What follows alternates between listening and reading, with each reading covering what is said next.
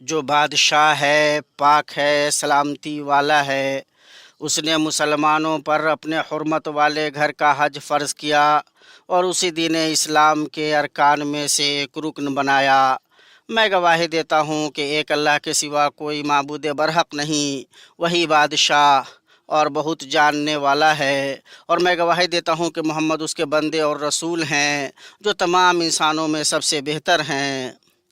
ان پر، ان کے آل و اصحاب اور ان کے پیروکاروں پر بہترین درود اور کامل ترین سلامتی ہو۔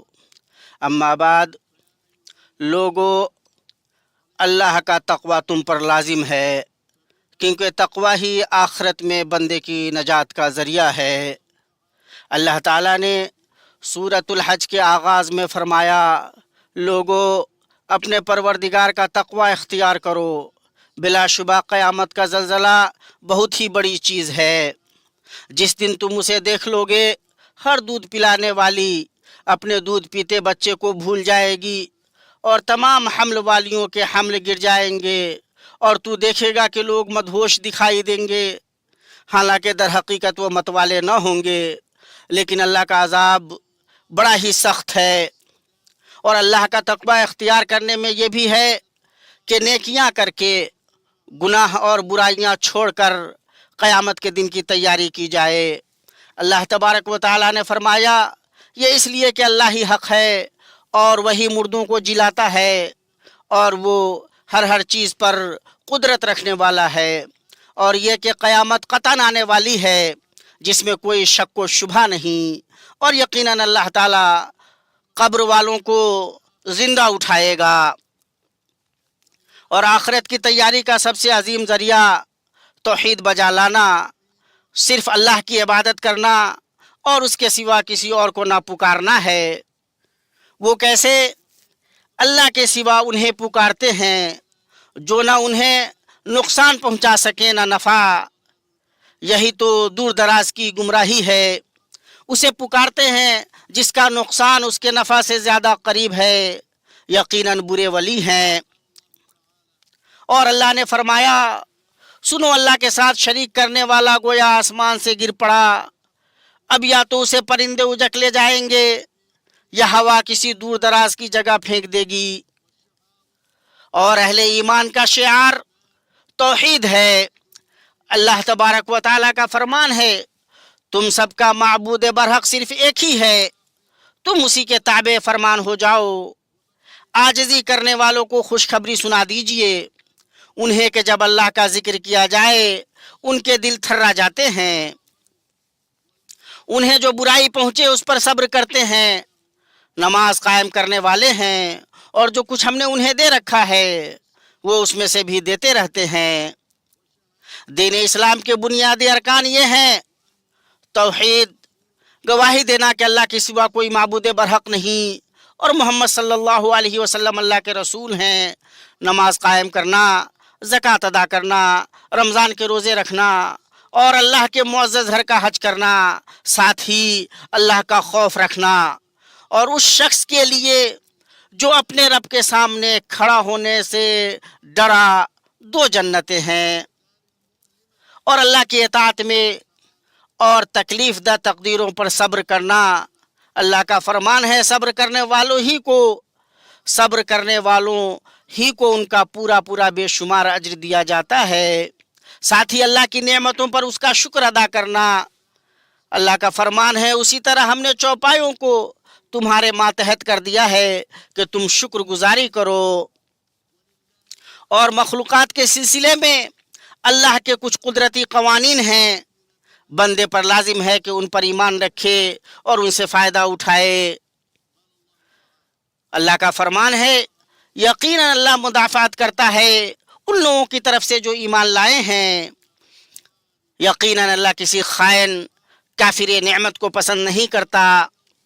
اور اللہ سبحانہ نے فرمایا، جو اللہ کی مدد کرے گا اللہ بھی ضرور اس کی مدد کرے گا، بے شک اللہ تعالیٰ بڑی قوتوں والا، بڑے غلبے والا ہے۔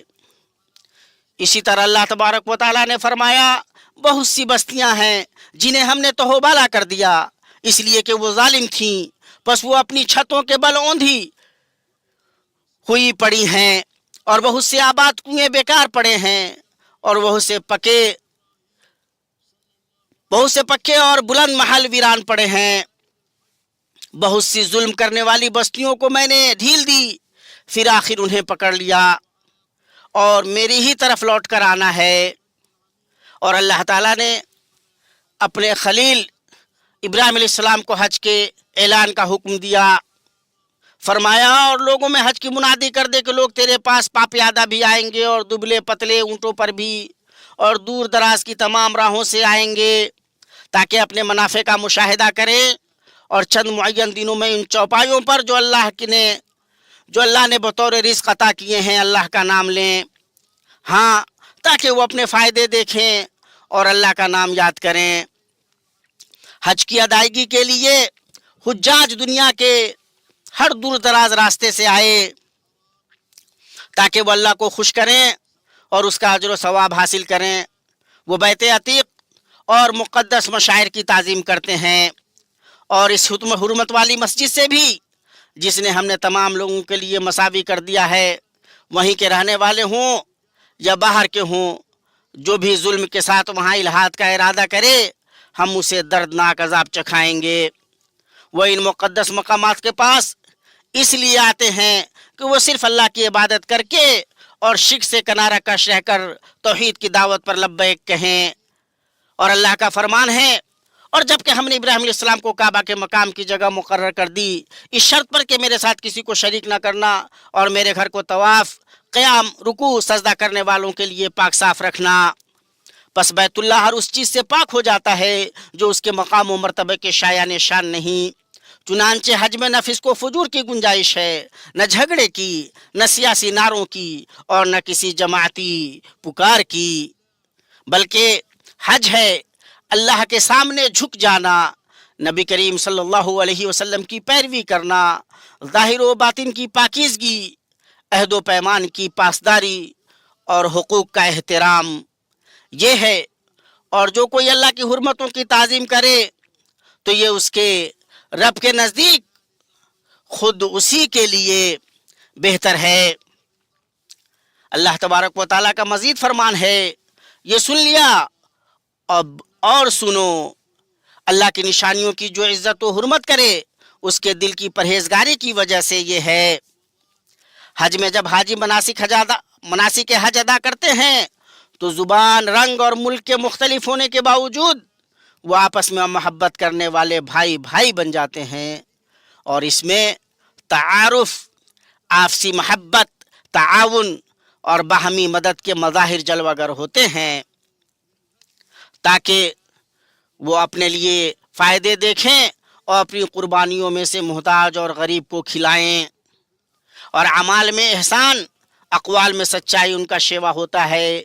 अल्लाह का फरमान है, और झूठ बात से बचो। अरफात में अल्लाह ताला तुम पर अपने फरिश्तों के सामने फ़ख्र करता है।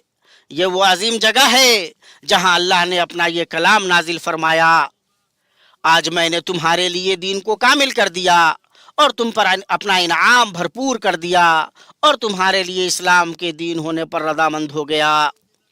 बस तुम नबी हिदायत सल्लल्लाहु अलैहि वसल्लम की पैरवी करो। उन्होंने अरफात में ज़ुहर और असर की नमाज़ें जमा और कसर करके अदा की, फिर सूरज गुरूब होने तक अल्लाह का जिक्र करते रहे, फिर मुज़दलिफ़ा की तरफ रवाना हुए।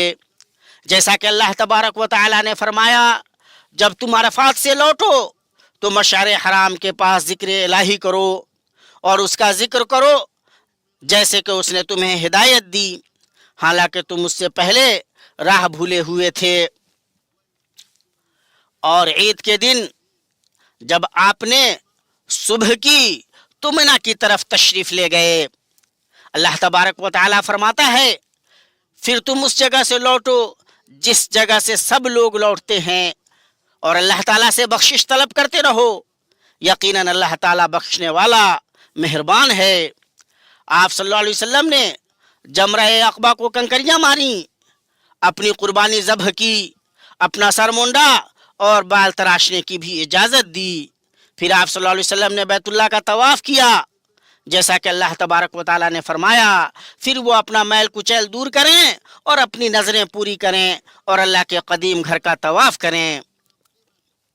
ساتھ ہی کوشش ہو کہ سکون و اطمینان برقرار رکھیں، نرمی کا معاملہ کریں، دھکا مکی سے دور رہیں، منتظمہ اداروں کی ہدایات پر عمل کریں، مرحلہ وار روانگی اور نقل و حرکت کے نظام کی پابندی کریں تاکہ مصلحت حاصل ہو، نقصان اور بد نظمی سے بچا جائے، جانوں کی حفاظت ہو اور مناسک کی ادائیگی کو آسان بنایا جا سکے۔ مینا میں اللہ کا ذکر کثرت سے کرنا مستحب ہے، اور پھر جب تم ارکان حج ادا کر چکو تو اللہ تعالیٰ کا ذکر کرو جس طرح تم اپنے باپ دادوں کا ذکر کیا کرتے تھے، بلکہ اس سے بھی زیادہ۔ ایام تشریق میں حاجی تینوں جمرات کی رمی کرے، ہر دن ہر جمرہ کو 7 کنکریاں مارے۔ افضل یہ ہے کہ حاجی 13 ذی الحجہ تک مینا میں رہے، اور 12 ذی الحجہ کو جلدی واپسی بھی جائز ہے۔ اللہ تبارک و تعالیٰ کی یاد ان گنتی کے چند دنوں یعنی ایام تشریق میں کرو۔ 2 دن کی جلدی کرنے والے پر بھی کوئی گناہ نہیں، اور جو پیچھے رہ جائے اس پر بھی کوئی گناہ نہیں، یہ پرہیزگار کے لیے ہے۔ اور اللہ تعالیٰ سے ڈرتے رہو اور جان رکھو کہ تم سب اس کی طرف جمع کیے جاؤ گے۔ اور سفر سے پہلے طواف وداع کرے۔ اللہ تعالیٰ ہی ہے جس نے تمہیں برگزیدہ بنایا ہے اور تم پر دین کے بارے میں کوئی تنگی نہیں ڈالی۔ دین اپنے باپ ابراہیم علیہ السلام کا قائم رکھو، اسی اللہ نے تمہارا نام مسلمان رکھا ہے، اس قرآن سے پہلے اور اس میں بھی، تاکہ پیغمبر تم پر گواہ ہو جائے اور تم تمام لوگوں کے گواہ بن جاؤ۔ بس تمہیں چاہیے کہ نمازیں قائم رکھو اور زکوٰۃ ادا کرتے رہو اور اللہ کو مضبوط تھام لو، وہی تمہارا ولی اور مالک ہے۔ پس کیا ہی اچھا مالک ہے اور کتنا ہی بہتر مددگار ہے۔ اور اللہ سے مضبوط تعلق کا ایک اہم ذریعہ یہ ہے کہ بندہ اپنے رب سے خوب دعا کرے، خصوصاً حج کے مقامات میں، کیونکہ یہاں دعا کی قبولیت کی امید زیادہ ہوتی ہے۔ اور عرفہ میں سب سے اچھی دعا یہ ہے، لا الہ الا اللہ وحدہ لا شریک لہ لہ الملک و لہ الحمد وہو علی کل شیء قدیر۔ اور تمہارے رب کا فرمان ہے کہ مجھ سے دعا کرو، میں تمہاری دعاؤں کو قبول کروں گا۔ اور اللہ نے کہا، اور بعض لوگ وہ بھی ہیں جو کہتے ہیں ہمارے رب ہمیں دنیا میں نیکی دے اور آخرت میں بھی بھلائی عطا فرما اور ہمیں عذاب جہنم سے نجات دے۔ یہ وہ لوگ ہیں جن کے لیے ان کے اعمال کا حصہ ہے، اور اللہ تعالیٰ جلد حساب لینے والا ہے۔ اے اللہ، حجاج سے ان کی دعا اور ان کے حج کو قبول فرما، ان کے معاملات آسان کر دے، ان کے گناہوں کو معاف فرما اور انہیں ان کے وطنوں کو بسلامت، کامیاب اور سرخرو لوٹا۔ اے اللہ، مسلمانوں کے حالات درست فرما، انہیں حق پر متحد کر دے، ان کے تمام معاملات کی کفالت فرما اور ان کے دینی و دنیاوی حالات سنوار دے۔ اے اللہ، مسلمانوں کے حالات درست فرما، انہیں حق پر متحد کر دے، ان کے تمام معاملات کی کفالت فرما اور ان کے دینی و دنیاوی حالات سنوار دے۔ اے اللہ، مسلمانوں کے دینی اور دنیاوی حالات درست فرما دے۔ اے اللہ، خادم حرمین شریفین شاہ سلمان بن عبدالعزیز اور ان کے ولی عہد شہزادہ محمد بن سلمان کو توفیق یاب کر انہیں دنیا و آخرت میں بہترین بدلہ عطا فرما۔ انہوں نے تیرے بندوں کے ساتھ بھلائی کی، حجاج کے لیے حج کی ادائیگی کو آسان کیا اور حرمین شریفین اور ان کے زائرین کی خدمت میں سخاوت سے خرچ کیا۔ اے اللہ، ان دونوں کے ذریعہ تو اپنے دین کو غلبہ عطا کر۔ اے اللہ، محمد صلی اللہ علیہ وسلم اور ان کے اعلیٰ اصحاب پر درود اور بہت سلامتی نازل فرما۔